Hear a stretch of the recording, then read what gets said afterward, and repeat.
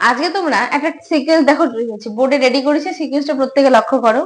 ধ্বনি দেখো অ্যারো চিহ্ন দিয়ে পরপর করে রাখা আছে, বর্ণ, তারপর শব্দ, তারপর পদ।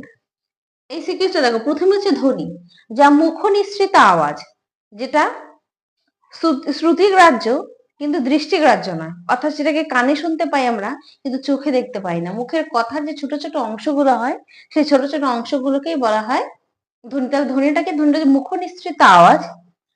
দেন কি রয়েছে বর্ণ। সেই আওয়াজকে যখন আমরা কি করতে যাব, দৃষ্টিগ্রাহ্য করতে যাব, অর্থাৎ আমরা সেই আওয়াজকে যখন দেখতে যাব, তখন সেটাকে আমরা কি করি, আওয়াজটাকে লেখার চেষ্টা করি। সেই লেখার পরে যে যে চিহ্ন বা সিম্বলটা তৈরি হলো, সেটাকে বলা হচ্ছে বর্ণ। যেমন বললাম ধ্বনি অ, অ শুনতে পাচ্ছি, দেখতে পাচ্ছি, দেখতে কিন্তু পাচ্ছি না। যদি আমরা কেউ চাই এবার অকে দেখবো, তখন আমরা অতে এসে সেকেন্ড স্টেজে গিয়ে আমরা অকে এসে দেখতে পাবো। এই সেকেন্ড স্টেজটাই হচ্ছে বর্ণ। এবার নেক্সট রয়েছে শব্দ।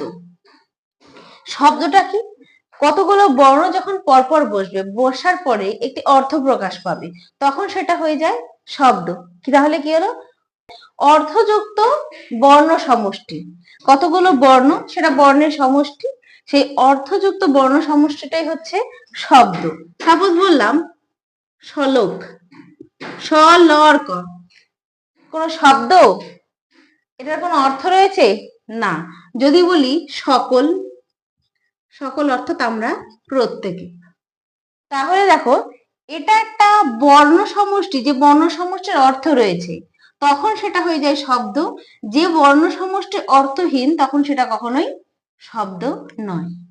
এবার শব্দের পরে নেক্সট অ্যারোতে রয়েছে, আমরা দেখতে পাচ্ছি পদ। পদটা কি, মনে রাখবে সবসময়ের জন্য, শব্দ দিয়ে কখনোই আমরা বাক্য গঠন করতে পারি না। একটা সেন্টেন্সকে গঠন করার জন্য পরপর পরপর যে আমরা বলি, ছোটবেলায় শিখি, শব্দ কখনোই নয়, শব্দ দিয়ে কখনো বাক্য গঠন করা যায় না। বাক্য গঠন করার জন্য আমরা শব্দকে কি করি, ধরে নাও এক ধরনের পোশাক, ওকে একটা পোশাক, যেমন আমরা স্কুলে যাওয়ার জন্য আমাদের ফার্স্ট ম্যান্ডেটরি হচ্ছে ইউনিফর্ম। ইউনিফর্ম পরিধান না করে আমরা স্কুলে গেলে আমাদের স্কুল অ্যালাউ করবে না, বের করে দেবে। ঠিক একই রকম ভাবে শব্দটা ওরকমই একটা অংশ, ওরকম ধরে নাও একটা, ওই রকমই একটা অংশ, যাকে আমাদের একটা ইউনিফর্ম পরাতে হবে। ইউনিফর্মটাই হচ্ছে বিভক্তি। এই ইউনিফর্মটাকে যখন আমরা শব্দকে পরিয়ে দিলাম, শব্দ প্লাস বিভক্তি, তখন সেটা হয়ে গেল পদ। শব্দের সাথে যখন বিভক্তি যুক্ত করে দিলাম, তখন সেটা হয়ে গেল পদ।